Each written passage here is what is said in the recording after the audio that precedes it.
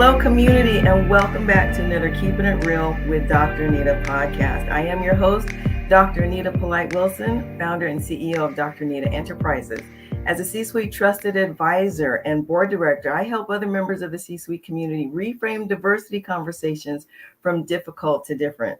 This year, Black History Month is especially personal to me as I celebrate my 5th anniversary as a 100% woman-owned small business. All month long, I'm hosting real conversations from the C-suite with clients that I've asked to share reflections of their belonging journey with me as their consultant. Today, I'm so excited to have members of the leadership team from Rehrig Pacific Company joining me. Mr. Will Rehrig, third generation owner of Rehrig Pacific Company, Ms. Rori Barron, Senior Vice President of Human Capital, and Ms. Stacey Johnson, Director of Diversity, Inclusion, and Belonging and Talent Acquisition.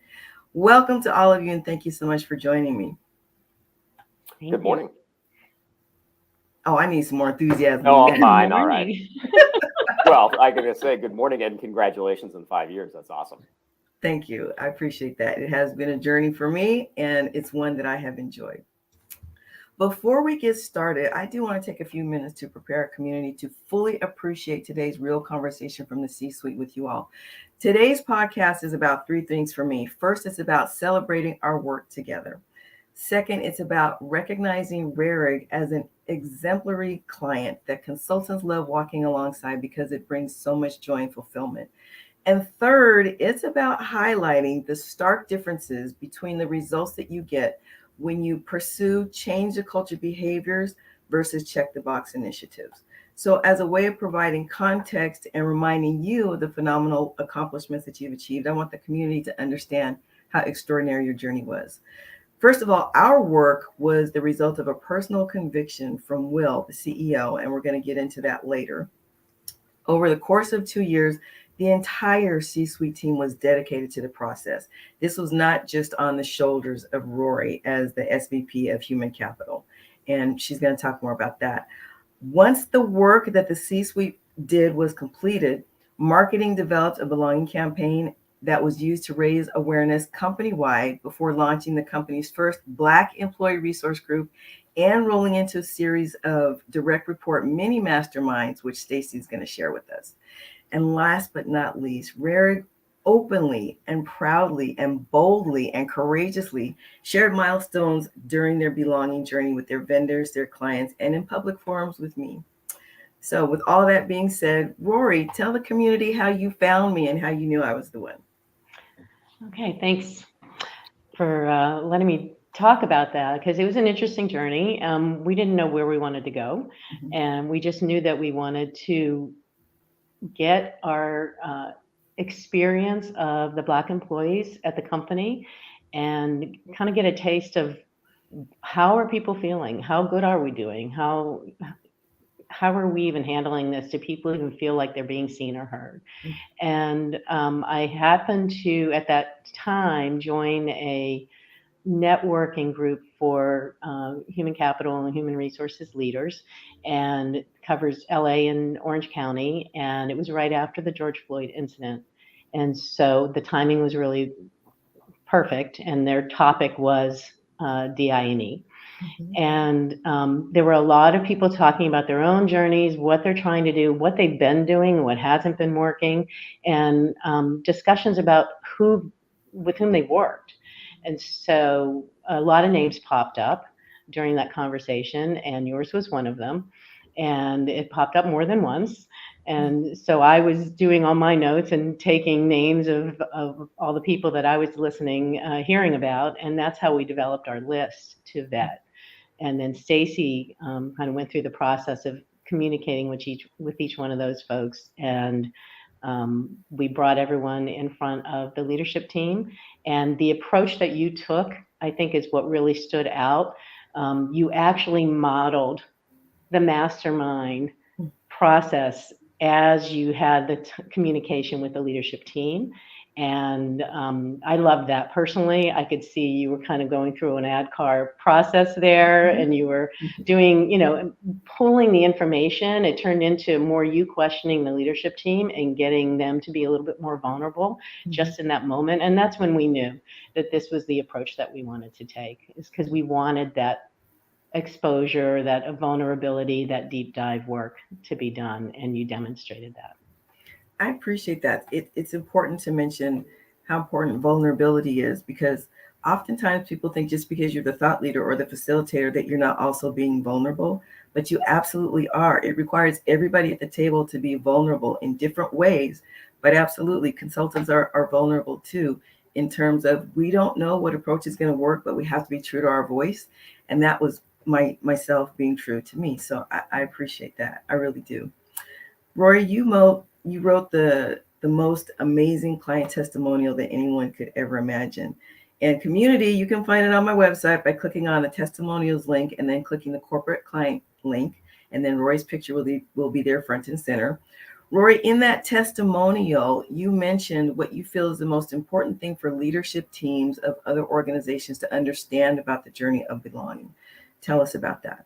Yeah, and it's a bit of a pet peeve of mine, because, this isn't new. We've been talking about this since, 25 years. I mean, and that even came up in that forum that I went to, why we're not moving the needle.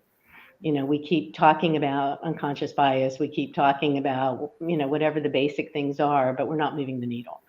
And what I really see happening over and over and over again is that the C-suite will decide this is something important and we need to do it, and then they dump it over on human resources and say, get it done. And it's just not going to work that way. And what I appreciated was, honestly recognized that from the beginning. He had a journey to take as well. We all had a personal journey that we needed to take. And that was the critical piece, because if we don't model it, it's not going to happen throughout the organization. If we aren't comfortable showing our own vulnerability, no one else is going to be comfortable doing it either. So that is to me is the key. And anytime I hear, the first thing I ask when I ask an HR person and they're asking me about our journey, the first thing I say is, what has your leadership team done? And typically it's just a blank stare. It's like, well, they're not really doing anything. So to me, it's absolutely, it's just the most important thing that can be done, is having the leadership team of any organization say, I'm part of this as well. I'm not exempt. And I'm going to add to that a little bit, because in recent conversations I've had, I'm also hearing that there can be like a talent management or a learning and development team, and then there's a DIB team, and never the twain shall meet. And I don't understand that either. So the L&D team is basically saying, well, I don't do that. Diversity, inclusion, and belonging, they do the learnings around that. We don't do that. I don't understand how you can have one without the other. And to me, it's what we try to do as an organization is knit it into everything that we do.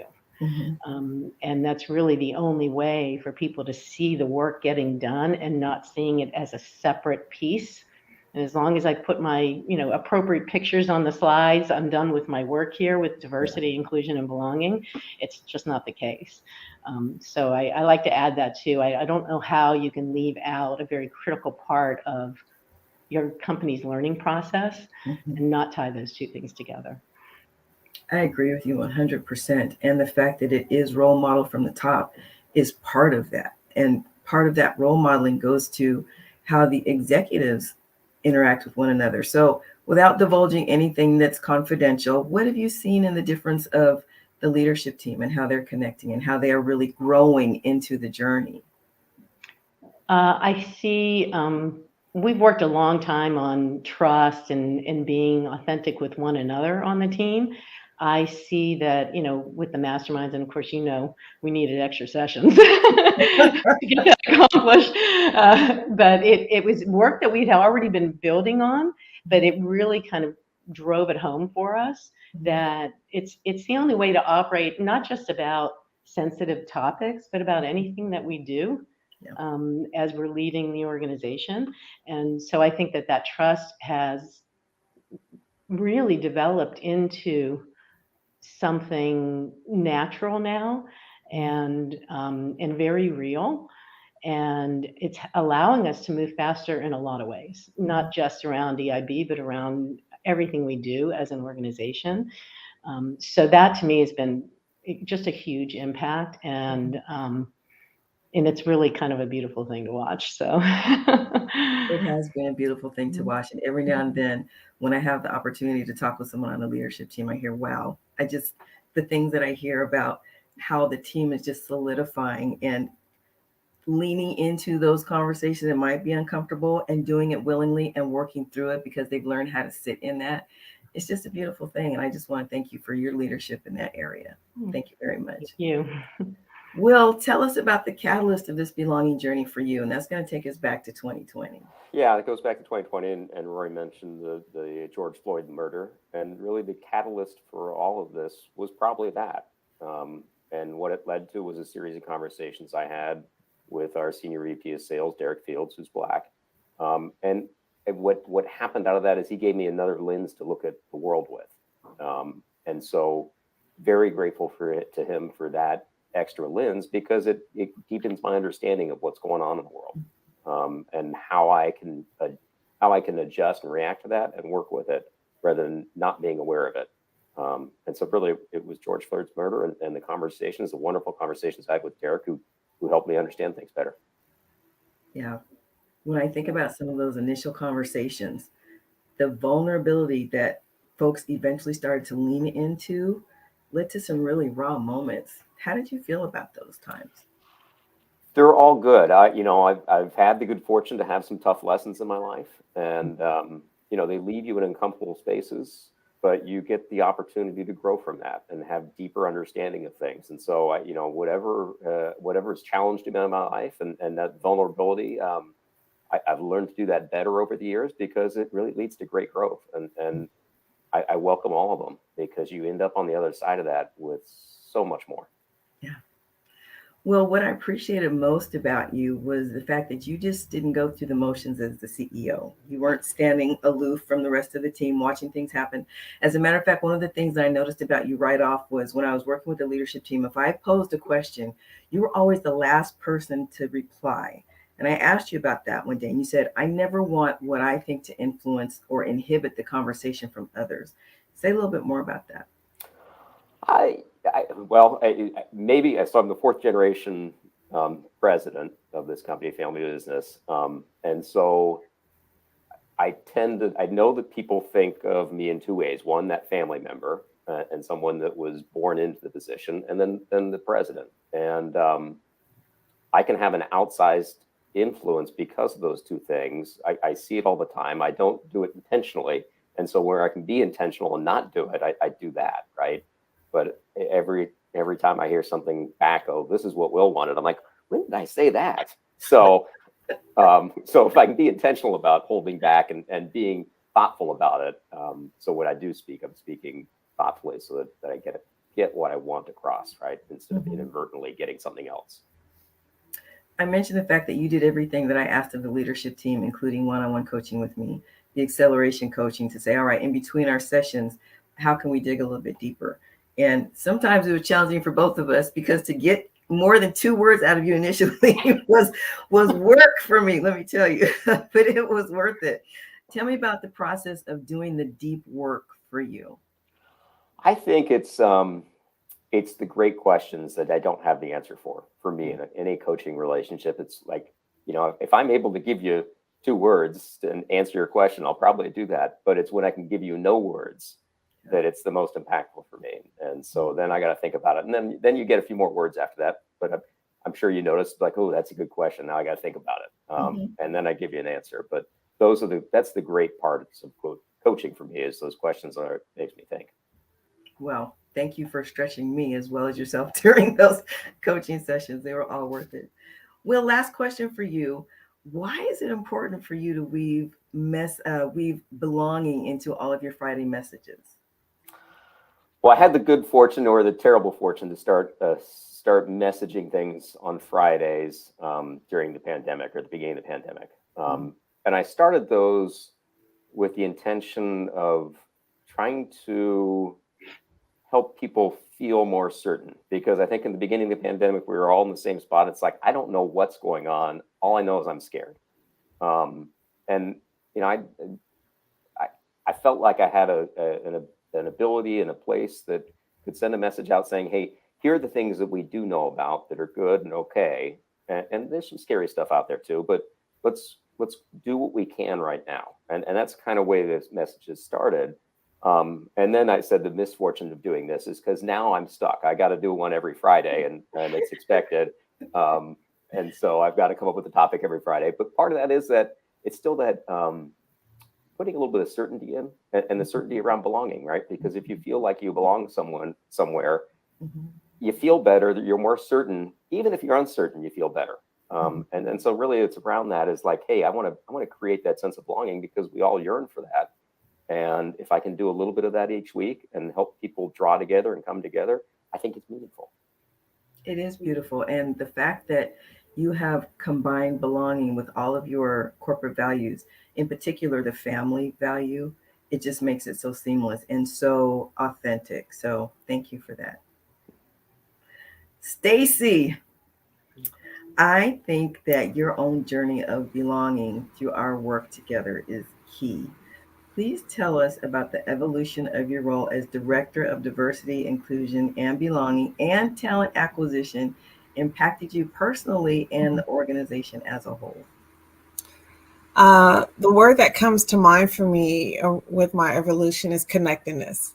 I've been with this organization for over 20 years, and I really feel my career started actually when I joined Human Capital 5 years ago. I started doing a body of work that I really enjoyed. I felt connected to. My heart was connected to it. Who I am was connected to it. It wasn't work for me. It was, I wanted to strive to make an impact and people to enjoy doing their work as much as I was enjoying doing my work. And then when we went on our D&I journey, that even increased my connectedness. And our focus is definitely on belonging, right? My title is DIB, Diversity, Inclusion, and Belonging, but a lot of my work is focused on belonging, increasing that sense of belonging, raising awareness to why people don't belong. And a lot of your approach is really the approach we're using, meeting people where they are, right? You did that with the leadership team. And so we're taking that same approach, right? And so with belonging, it's not a check the box, right? It's an everyday, it shows up in your everyday interactions with people, your everyday communication, and then being aware of how people are showing up at work and meeting them where they are and recognizing that. And so, yeah, I would say connectedness. And this is the most connected I've ever been. That's a testament, not only to the work that you've done, but to the value that the leadership team placed on you and the work that you've done in creating this role. Tell us about how that came to be. So you and I were working together with Rori as the leadership team was going through their D&I journey. And one of our tasks was doing focus groups with our Black employees. One of Will's asks is really finding out what is the experience that our Black employees are having. Rori talked about it a little bit, and going to the different sites and having those conversations and getting people to feel comfortable being vulnerable. That was, I would say, my first real exposure or experience in being boots on the ground and having those type of conversations. And I really was enjoying that. And I felt it was very rewarding and fulfilling for me and wanted to do more of that. And so saw an opportunity to continue doing this work and doing even more and recognizing there was a lot more work to do in our organization to increase the sense of belonging and to increase visibility to our invisible. And so wrote the role description and pitched it to Rory and Will to get their thoughts on it, and they were in support of it. So, and you've been burning it up ever since. I'm so happy for all of you and for the entire leadership team and for the entire company.